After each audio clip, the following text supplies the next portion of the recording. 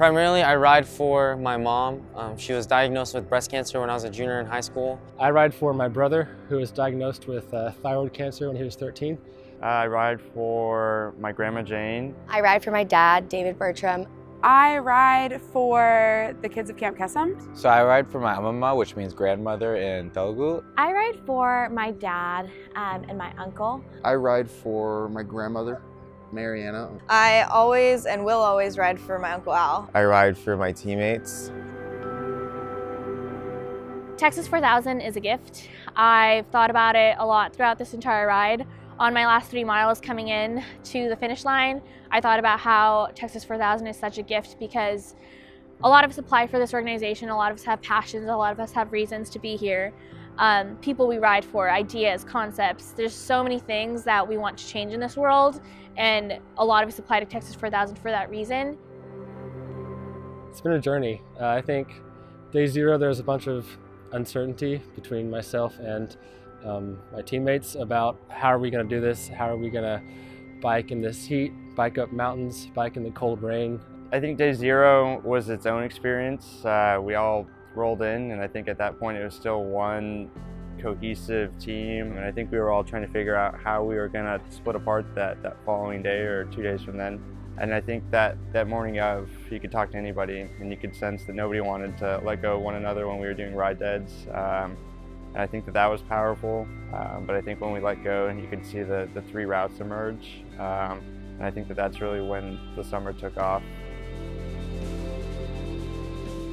I was not a cyclist before this ride, so getting used to being on the bike every single day was something that was not very natural to me. Everybody who goes on this ride has never done it before, and it's all us. So there's staff helping, but each team does it anew, and that's an incredible amount of freedom and an incredible amount of responsibility.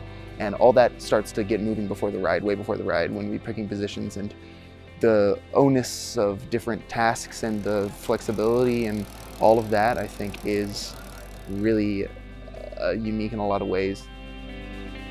Each rider is required to do 50 hours volunteering before they go on the summer ride. But really, I think volunteering became one of my favorite things about this organization. One of our main pillars is charity, and it was really beautiful to be able to volunteer for cycling events and volunteer at hospitals. It's not necessarily the physical challenges, but it's the emotional, it's the mental, it's kind of everything that comes with doing something as crazy as Texas 4000, because you think about the hills in a physical sense, but what really is taxing is thinking about the loved ones, meeting the people who've been affected, talking to them about their losses and their triumphs, and that's kind of what energizes you and keeps you going. Texas 4000 pushes you into a group, with about 21 to 25 riders on each route.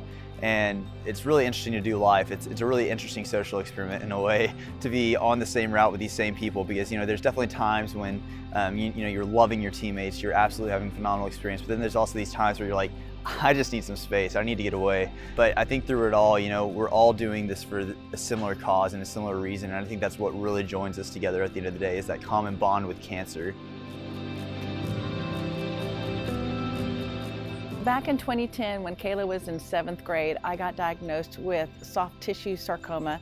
And when Kayla said she wanted to do Texas 4000, I was, really excited about it. And it's been an opportunity for she and I to talk.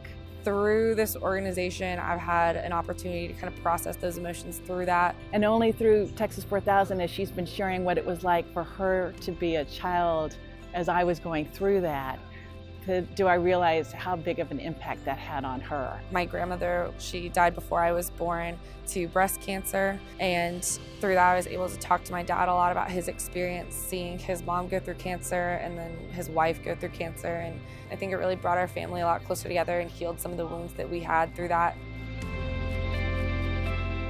It's really the teammates that you have on your route, and the things that different people bring, different teammates bring, really make that team dynamic, and that team dynamic is really what gives you that memorable experience. And with that experience comes the host relations and giving back and riding for people. In many cases, we'll go to a host, and that host has 30 people from his or her community waiting to hear our stories. And that's huge for us to know, to have that kind of reassuring kind kind of guidance and that step forward, knowing that what we're doing is making a difference. As of right now, I think we've raised almost $620,000, and that is raised for research and support services for different organizations across the continent. So for the Rockies team, we stopped by Brent's place and we gave them a nice check for their support services, which was really incredible. And then also in Canada, when we were in Calgary, we were able to grant to Young Adult Cancer Canada. Me losing my dad was the hardest thing that I had to go through.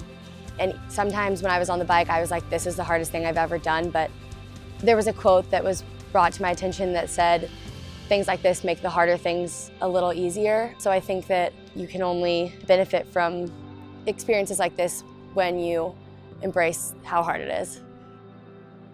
I think a lot of the times we get caught up in the little day-to-day nuances of get up, eat breakfast, chamois, pedal, kind bars, whatever it is, and we kind of stop to smell the roses or remember what it is that we're riding for, and getting to interact with those communities who have been a part of this for 15 years and all the stories that they've collected along the way is a really great reminder of what this organization has done and will continue to do in the future. Being on the bike means that when you're biking by something beautiful, you have 10 minutes to look at it. You can see every angle of what you're looking at. I think that's something very beautiful that this summer has given me. There have been times on the bike, there was a time yesterday when I was thinking there's literally nowhere else that I would rather be except right here, riding down this downhill into this valley with mountains all around me, or riding out of San Francisco along the Sonoma coast. But when I'm around my teammates and I see them either in front of me or next to me or even behind me doing it with me, I think we have strength in numbers, and just like, even if we don't necessarily verbalize anything, the fact that they're around us and just like their sheer presence has given me strength to go through a lot of things. And I think it's really cool that you can have a group of 24 people who are complete strangers at the beginning of this experience, and now they're some of my best friends. Thinking about the person I am now, feeling so close to a group of people that I spend 70 days with, just shows it's a true testament to what this organization is. You're fast tracking so many relationships and getting to know so many people on a very deep level because you're all bonded by something so strong and important. As great as all these things are, yes, it really is the people that you meet, the stories that you hear. You know, even in the areas where we really don't see a lot of people, I think towards the end of our ride in British Columbia and the Yukon Territory, you really don't come into a lot of contact with people, but even in those desolate areas, you really get to lean on your teammates, and you really get to find out things about them that you really wouldn't have known otherwise. We know each other way too well. We're a little probably too comfortable with each other, and I think it's the beauty of it is like getting through those tough situations and kind of like being able to share that experience together. And then, you know, when you get to the top of the mountain, or you finish the super long ride, or you, you know, accomplish something you never thought you could do before, and you're with those other people, it just like, it gives you so much confidence. I think a lot of people do talk about the Next Alaska, and I think that it shouldn't be the greatest thing you do, but I think there's a lot of things about this summer, you know, it's a simplified lifestyle. And in a lot of ways, I think a lot of the lessons that you learn are really applicable and you can take forward with you for the rest of your life. Here we are, day 70. I think it's safe to say that myself and my whole route, the whole team, I think we've become a lot more comfortable talking about our stories, asking people to share their stories. I know when I woke up this morning, we were doing ride deads. It was a real sentimental time because everyone was going around, and it was our last ride dedication circle. And so, you know, that's time for us to share who we're really riding for, ideas that we want to ride for that day. And a lot of my teammates were sharing, you know, going back to the original reasons for why they ride. So maybe that was a loved one, maybe it was a family member. And so when we got to see her cross the line and all of them go, you know, I'm so blessed and thankful that everyone got across and they're safe and healthy, and just what an amazing experience they've been sharing. This organization has really taught me to be open and vulnerable with experience, and that vulnerability makes you stronger, and it's not something to shy away from. And so I ride for vulnerability and hope, my mom and Grandma Bernice.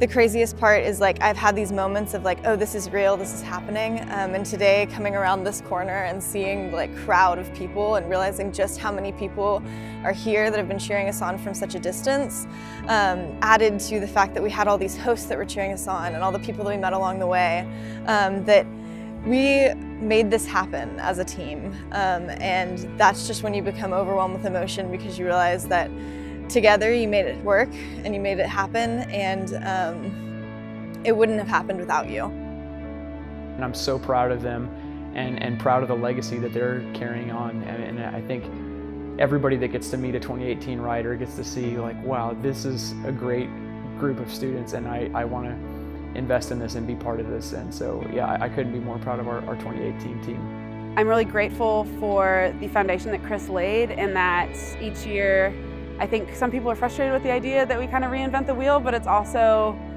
really great that we get to take ownership of each route and we get to kind of make it our own and impact different communities along the ways. And in addition to going back to some that we go back to year after year, that this organization means so much to them. I'm grateful for all the conversations that I've had with teammates, with hosts, with family, with friends. You know, whether we talked for 5 minutes or 5 hours, everything that was communicated between all of us was incredibly meaningful. I'm treasuring everything that I've learned, and I hope to take it all with me to the next life experience or to my next Alaska. I know that we say it time and time again that Texas 4000, our journey may be over in a sense, but it's not. I think that we have the ability to keep going, to keep spreading our kindness, to keep spreading our mission. It doesn't have to be on the bike.